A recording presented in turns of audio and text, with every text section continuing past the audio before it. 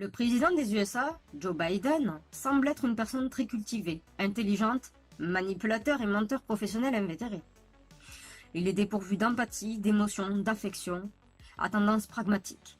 Son tempérament porte beaucoup sur l'appréciation de provoquer et faire les guerres, une chose qui le tente souvent, tel un caprice entraînant des conséquences dangereuses, puis une fois fait, aime à trouver et donner des excuses pour justifier ses actes.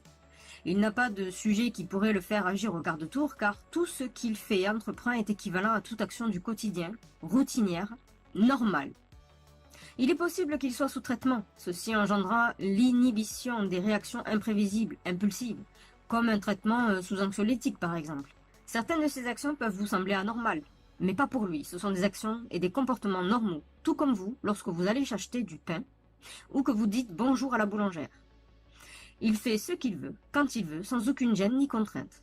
Il semble que Joe Biden doit rendre compte à une femme de pouvoir possiblement faisant partie de la famille, mais occupant une place haute hiérarchiquement parlant. Il se pourrait que cette femme de pouvoir soit connue du public, mais sous une image plus proche du peuple, car cette dernière a plusieurs facettes. Elle joue un double jeu. Il aurait droit à un jugement suite à des gros soucis de finances, comme de la corruption, détournement de fonds, etc. Mais ce jugement n'aboutirait pas à une condamnation, telle qu'on en a l'image, comme prison ou amende exorbitante, mais plutôt à se voir condamné, devoir rester exercé au sein du gouvernement des États-Unis, mais plus du tout en personnage public. Et évidemment, blacklisté publiquement, que ce soit au niveau des affaires, d'investisseurs ou d'investissements ou autres similarités. Plus personne ne souhaitera le convier pour quelconque transaction ou magouille suite à l'image véhiculée d'une personne instable et donc non fiable. Les personnes jouant le rôle de juge semblent issues d'un cercle fermé, dont fait partie Joe Biden également. Un peu comme rendre compte à des maîtres. Si c'est le cas, alors ce ne serait pas un jugement public, mais à huis clos, dont les citoyens ne seraient pas au courant. Il devra encore obéir aux ordres dans l'ombre, ce qui pourrait vouloir dire qu'il ne serait pas élu président aux prochaines élections présidentielles. Joe Biden était au courant de sa sanction. Il savait ce qu'il se passerait et comment va se passer son avenir vis-à-vis des fautes financières. Un des ordres auxquels il devra obéir sera d'imposer une loi en rapport avec les naissances au sein des États-Unis. Une loi permettant le contrôle des naissances et le choix des naissances. Ce serait donc une nouvelle loi.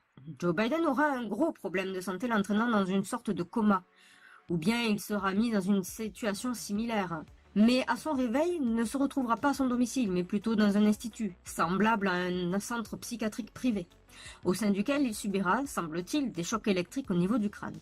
Il est possible que ce ne soit pas la première fois, et que cela pourrait expliquer autant son potentiel traitement, dont je parlais plus avant, ainsi que son comportement, ses agissements, ses perturbations et son instabilité. Suite à quoi il serait interdit de se rendre dans des lieux publics, donc pas de repas publics, pas de conférences, rien à l'extérieur face aux caméras du monde.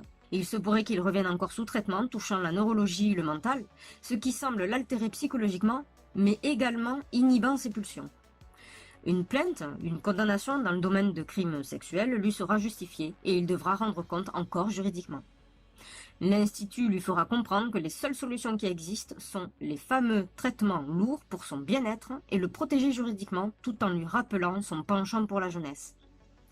Ceci n'étant pas spécifiquement de la bienveillance mais plus une opportunité de contrôle sur lui, le rendant tel un pantin désarticulé, une personne complètement exploitable.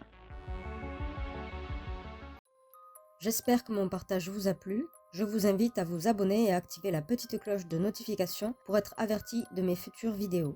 N'hésitez pas à cliquer sur le pouce bleu et à me laisser un commentaire dans l'espace concerné si vous avez apprécié mon contenu. En plus, ça m'aidera beaucoup. Le sujet plus détaillé et complet du résumé que vous venez de voir se trouve en cliquant sur le lien juste en dessous de cette vidéo dans l'espace description et dans le commentaire épinglé. Je vous dis donc, rendez-vous au prochain sujet traité. À très vite!